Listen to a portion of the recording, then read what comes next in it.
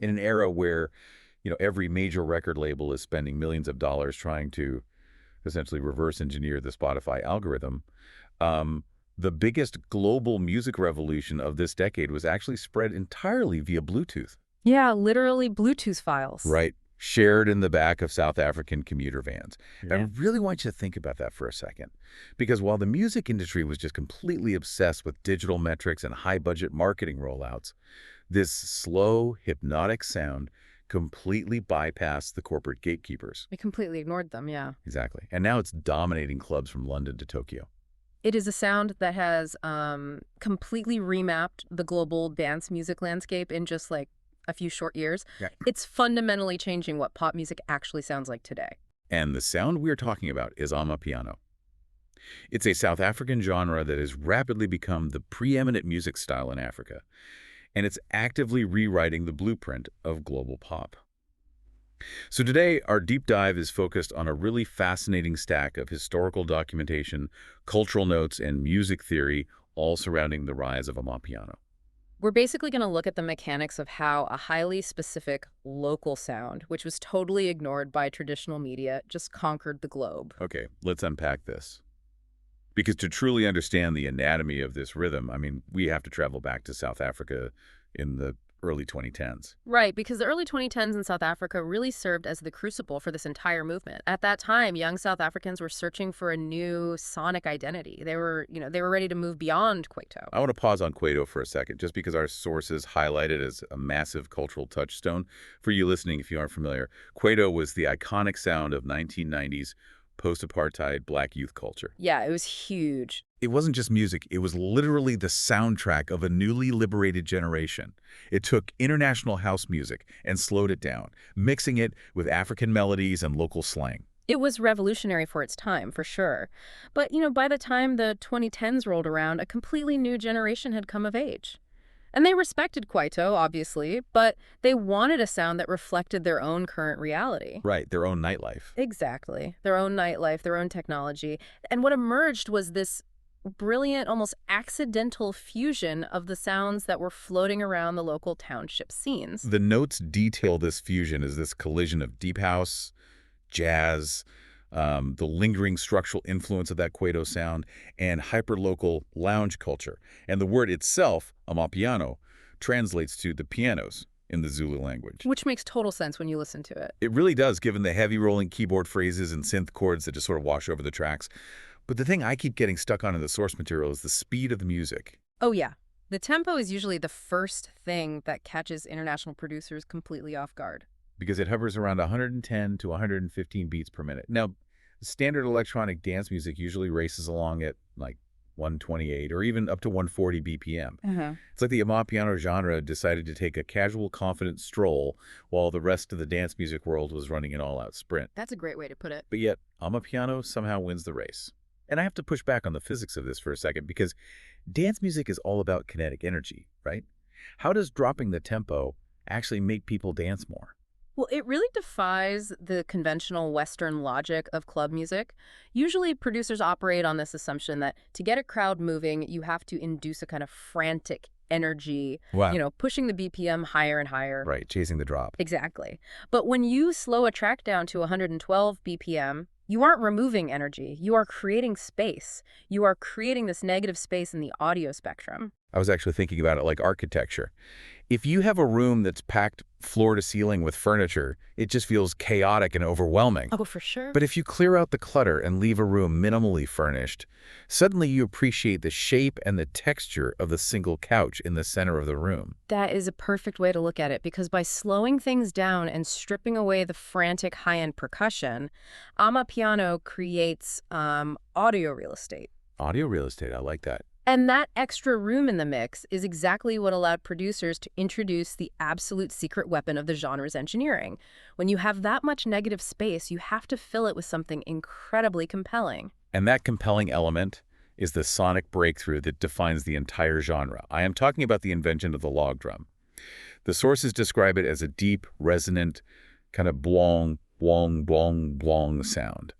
But it's not an actual physical wooden drum being played in a studio, is it? Not at all. The Amapiano log drum is actually a digital artifact. It originated as this obscure synthetic preset in a software program called FL Studio. Oh, wow. FL Studio. Yeah, which was widely used by bedroom producers all over South Africa. And young producers found this preset, pitched it down, added some heavy distortion, and essentially turned a generic digital sound into something completely alien and mesmerizing. What strikes me is how this digital preset fundamentally changes the role of the bass. Because, in traditional Western dance music, the kick drum is the protagonist. The kick drum is that steady, repetitive thump that acts as the metronome driving the song forward. And the bass just supports it. Right. What's fascinating here is how the log drum completely inverted those traditional rules of audio engineering. In Amapiano, that thumping kick drum takes a back seat, and the low-end bass takes center stage to carry the actual melody. Bass is doing all the heavy lifting. Exactly. It's a singing bass line. The notes actually mention this specific low-end engineering triggers a physiological response. When you put a melodic, resonant log drum into that slower 115 BPM tempo, the frequencies literally resonate with the human body in a way that kind of bypasses intellectual processing. You feel it in your chest. Yes. You don't have to understand the song structure. Your body just feels completely compelled to sway. It creates a sort of floating sensation. The music doesn't crash over you like a wave. It just constantly, gently pushes you forward from underneath. And that specific low-end design is the technological breakthrough that made the sound so incredibly potent. Now, you would logically assume that a sound this innovative, with a bass line engineered to physically compel people to dance, would have A&R reps from major record labels swarming Johannesburg with checkbooks. You would think so, but no. Yeah. The mainstream music industry wanted absolutely nothing to do with it at first. When Amapiano first started emerging from the townships, the major labels completely ignored it. And the big commercial radio stations refused to play it, right? Yeah, they wouldn't touch it. So they were locked out of the official music ecosystem, which forced the genre to essentially build its own distribution network. And this brings us to what might be the most incredible mechanical detail in this entire deep dive. The analog spread. Yes. We mentioned at the top of the show. Here's where it gets really interesting. The initial viral spread of Amapiano was completely analog. It was driven almost entirely by South Africa's minibus taxi culture. And minibus taxis are basically the essential arteries of transportation in the country. They are the shared commuter vans that connect the townships, the suburbs, and the major city centers. Millions of people rely on them daily. Exactly. But the why behind this is what's really crucial. In the 2010s, streaming platforms like Spotify or Apple Music were practically useless for the vast majority of South African youth. Because mobile data costs were prohibitively expensive. Unbelievably expensive, yeah. You couldn't just stream a high-quality audio mix on your phone while riding the bus. It would drain your prepaid data in minutes. So the internet simply was not a viable distribution tool for heavy audio files in that specific economic environment. Right. So the taxi drivers essentially became the rogue DJs, kind of like pirate radio stations for the genre.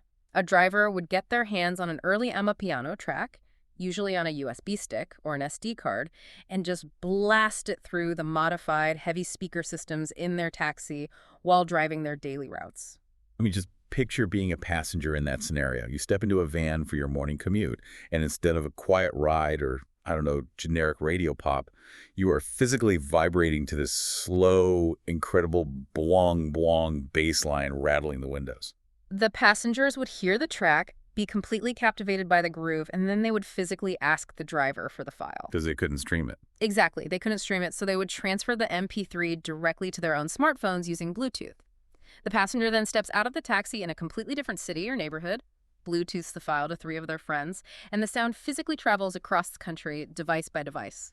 Because of this offline distribution model, the music was subjected to the ultimate ruthless quality control. Think about it. If a producer tested a track in a boardroom, they might look at metrics or focus group data. Right. But these tracks were tested in a packed, vibrating commuter van. If the bass line didn't make the passengers nod their heads, the taxi driver simply wouldn't play it. The street was the absolute filter. It's an analog gauntlet. Bypassing the corporate gatekeepers and surviving that rolling focus group gave the music an unbreakable authenticity. It really did. It built this massive, fiercely loyal grassroots foundation without a single dollar of traditional marketing. But getting big in South Africa is one thing. To make the leap from the taxis of Pretoria to the global stage, Amapiano needed to cross international borders. And an MP3 shared via Bluetooth can only travel so far. It needed a visual vehicle. Audio alone just wasn't going to bridge the gap to a global audience, and that visual spark arrived in the early 2020s with the global explosion of TikTok. When TikTok took off, Amapiano just went nuclear on the platform. But our sources highlight a very specific mechanic about how it spread. Because it wasn't just audio clips going viral in the background of makeup tutorials. The dance spread before the music. Yeah, and South Africa possesses a remarkably complex street dance culture. We are talking about highly expressive, deeply technical dance styles like Pansela and Bacardi dance, Right. which eventually evolved into movements created specifically for Amapiano. Let's actually visualize this for the listener, because the notes describe Cancela, for example, as this incredibly fast, flat-footed, syncopated stepping. It looks almost like a high-speed tap dance gliding effortlessly across the pavement. It requires immense core strength and rhythm. Local South African dancers started filming themselves, executing these intricate, mesmerizing movements to Amapiano tracks. And those specific visual sequences began surfacing on TikTok feeds globally. So a teenager in London or a college student in New York is just scrolling on their phone, and they are suddenly confronted with these hypnotic physical movements. They are captivated by the footwork first. They see the dance, and they immediately wonder, well, what kind of rhythm could possibly inspire somebody to move like that? They discover the music almost as a secondary action to discovering the culture. Amapiano literally became music that was seen before it was heard. The visual expression of the dancers served as the hook, essentially pulling global listeners into the audio. And once that visual spark lit the fire on social media, the global music industry couldn't pretend the genre didn't exist anymore. Oh no, they had to pay attention then. The underground sound that was previously ignored by the radio stations suddenly found itself in the hands of the biggest musical tastemakers on the planet. The international spread followed a very distinct geographical path. It gained its first major international foothold in the UK, heavily fueled by London's massive African diaspora community. The clubs in London served as the bridge. Exactly. And from there, the sound just swept across Europe and then straight into the United States. What stands out in the research is that it wasn't just African music DJs pushing the sound. DJs from virtually every genre started weaving Amapiano into their sets. You had house DJs, Afrobeats producers, and even heavy hip-hop DJs incorporating the tracks. It naturally crosses all of those boundaries because of its foundational DNA. If you break an Amapiano track down, it contains the hypnotic four-on-the-floor repetition of house music. Yeah. It has the heavy, driving low end that appeals to hip-hop and trap fans.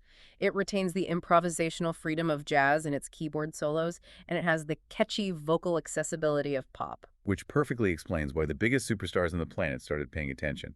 Drake, Beyonce, Chris Brown, they all began actively absorbing the rhythm, the tempo, and specifically that log drum sound into their own massive pop records. If we connect this to the bigger picture, this represents a profound historic moment in music. For decades, the established dynamic of the global music industry has been a one-way street. The West pushes out the trends. Right. The West, primarily the US and the UK, produces a pop sound, and it gets exported to the rest of the world. Africa has historically been the recipient of those Western trends. The West dictates the tempo, and everyone else adapts to it. But Amapiano represents a true cultural reversal. For the first time on this scale, Africa is aggressively exporting a global trend that the West is adapting to. The center of gravity has shifted. Which is wild when you think about it. It really is. Western pop stars are now the ones looking to the South African streets, eager to integrate a sound that they did not create and do not control. Amapiano isn't just participating in the global pop conversation, it is actively directing the trajectory of it. Okay, so we know the mechanics of the takeover. We've tracked the fusions of Kwaito and Deep House in the 2010s, the digital manipulation of the log drum, the analog Bluetooth network of the taxis, and the visual explosion on TikTok. We covered a lot of ground.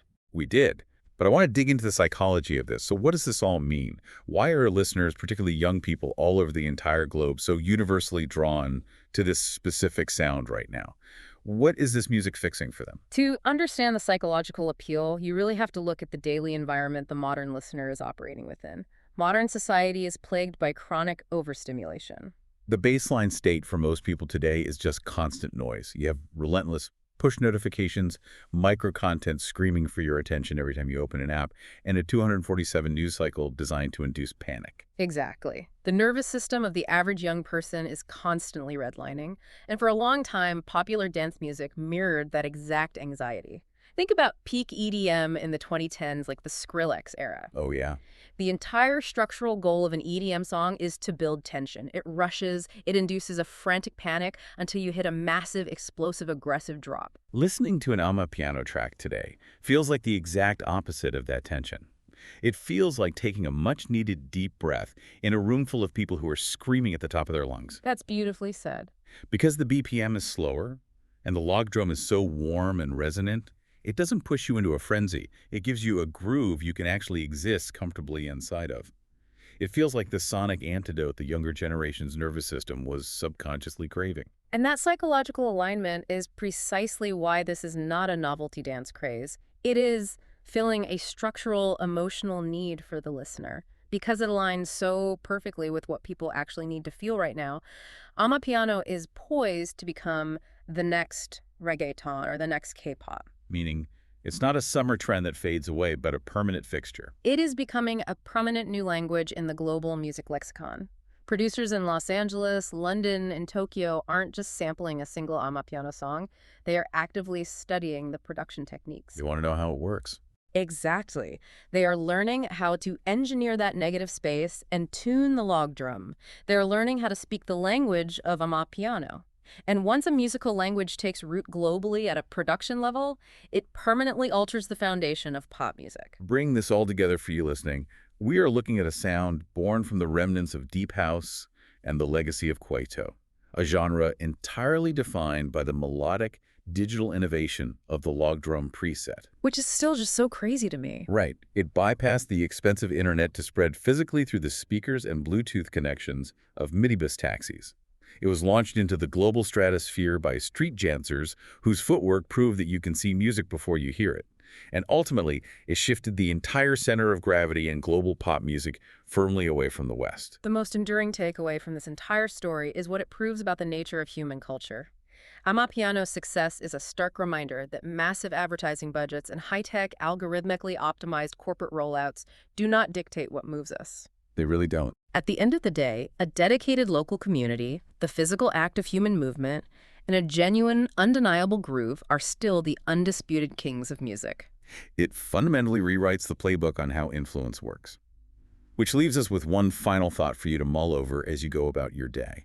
If the single most influential musical revolution of the decade was incubated not in a shiny, high-rise recording studio, but in the crowded commuter vans and vibrant street corners of South Africa, what other massive cultural shifts are quietly brewing right now in a local offline community just waiting to change the world?